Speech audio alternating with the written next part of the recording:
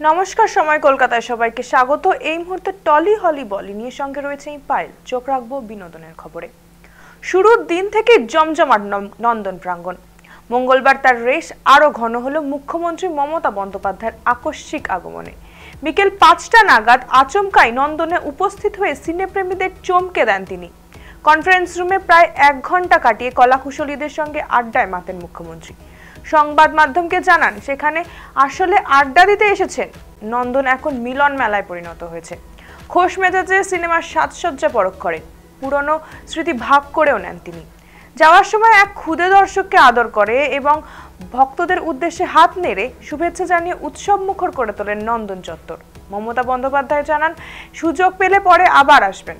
আর এই হঠাৎ আগমন যেন কলকাতা চলচ্চিত্র উৎসবকে বাড়তি উচ্ছ্বাস ও আবেগের মাত্রা যোগ করল।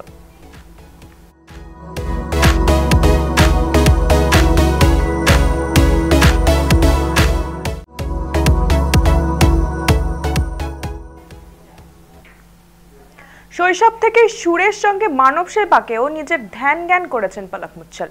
গানের মঞ্চে ঝড় তোলা এই বলিউড গায়িকা কনসার্টের অর্থ ব্যয় করেন দুস্থ শিশুদের হার্ট সার্জারিতে।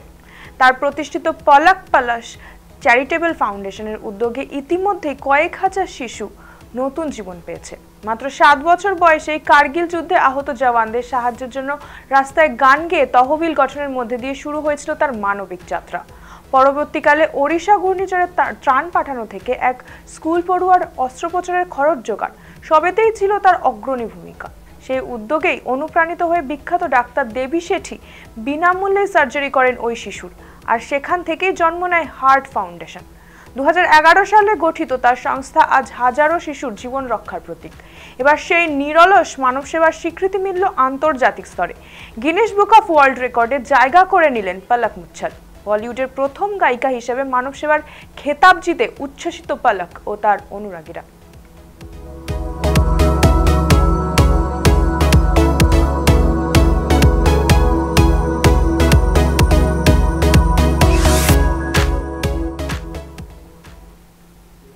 সোমবার সন্ধ্যায় দিল্লির লালকেল্লার সামনে ভয়াবহ বিস্ফোরণে প্রাণ হারিয়েছেন বহুজন। ঘটনাটি জঙ্গি হামলা নাকি পরিকল্পিত নাশকতা তা নিয়ে চলছে তদন্ত, তবে আতঙ্কে কাঁপছে গোটা দেশ। এই মর্মান্তিক ঘটনার পর শোক প্রকাশ করেছেন বলিউড থেকে শুরু করে দক্ষিণী তারকারা। করণ জোহর সমাজ মাধ্যমে সকলকে সাবধানে থাকার বার্তা দিয়েছেন।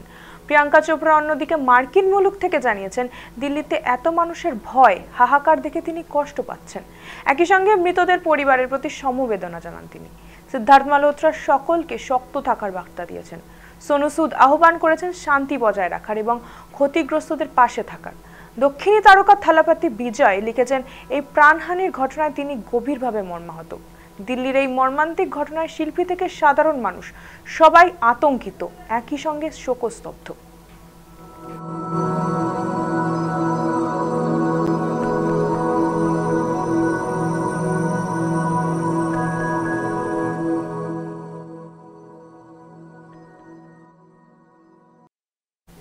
দিল্লির লালকেল্লার পাশে বিস্ফোরণের ঘটনায় চাঞ্চল্য ছড়িয়েছে বলিউডে। নিরাপত্তা ও দূষণের কারণে কৃতি স্যানন, শাহিদ কাপুর ও রশ্মিকা মান্দানার ককটেল 2 এর দিল্লি শুটিং আপাতত স্থগিত।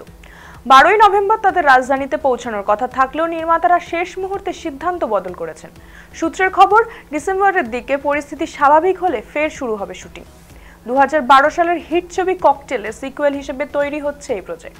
দীপিকা সাইফ ডায়না অভিনীত প্রথম পর্বের জনপ্রিয়তা মাথায় রেখেই নাকি নতুন কাস্টকে নিয়ে গেছে টিম। ছবির মুক্তির দিন এখনো ঘোষণা না হলেও জল্পনা আগামী বছরের শেষে প্রেক্ষাগৃহে আসতে পারে ককটেল 2।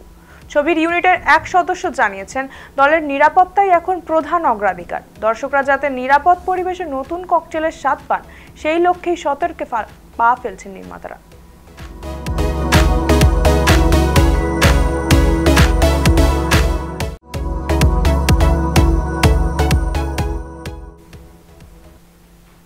হোক কলরবের পর অবসর সময়ে ইতি, এবার ক্যামেরা হাতে রাজ চক্রবর্তী নেমেছেন মাঠে।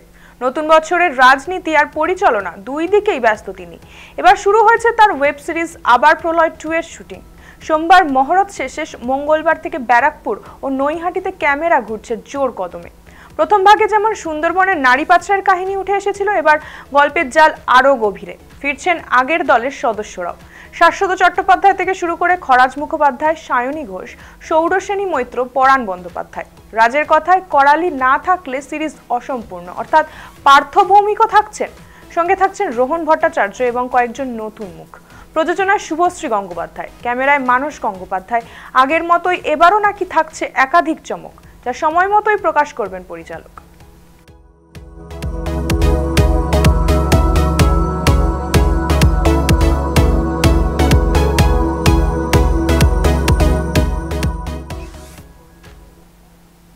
সলমান খানের গ্যালাক্সি অ্যাপার্টমেন্টকে ঘিরে যেমন ভক্তদের উন্মাদনা, তেমনি তার খামার বাড়ি নিয়েও কৌতূহল প্রবল। সম্প্রতি সেই রহস্যের পর্দা তুলেন অভিনেত্রী শাহনাজ গিল। বিগ বস 13-এ সলমানের সঙ্গে প্রথম দেখা, তারপর থেকেই তার স্নেহের পরশ পেয়েছেন তিনি। শাহনাজ জানিয়েছেন, কিসি কা ভাই কিসি কা জানের শুটিংয়ের সময় 2-3 দিন কাটিয়েছিলেন ভাইজানের খামার বাড়িতে। সেই অভিজ্ঞতা আজও তার মনে গেঁথে আছে। শাহনাজ বলেন, বাইকে চেপে ঘোড়া থেকে শুরু করে এটিভি চালিয়ে দারুণ সময় কাটিয়েছেন। শুধু মজা নয়, সেখানে সলমানের পরিশ্রমও তার চোখে পড়েছে। নায়ক নাকি নিজেই গাছ থেকে ফল তোলেন, কৃষকের মতো কাজ করেন। খামার বাড়ির শান্ত পরিবেশেও নাকি থেমে থাকে না কাজের আলোচনা। শাহনাজ জানিয়েছেন, সলমান পার্টিতেও সিনেমার লড়াইয়ের দৃশ্য নিয়ে কথা বলেন, শিখিয়ে দেন অভিনয়ের খুঁটিনাটি। তার চোখে সলমান আসলে মাটির মানুষ।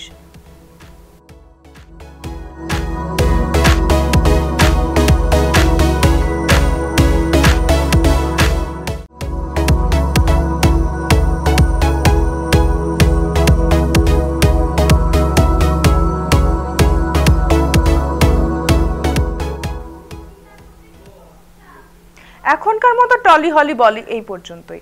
অন্যান্য সমস্ত বিস্তারিত খবর পেতে চোখ রাখুন সময় কলকাতার পর্দায়। সময় বলবে সময়ের কথা।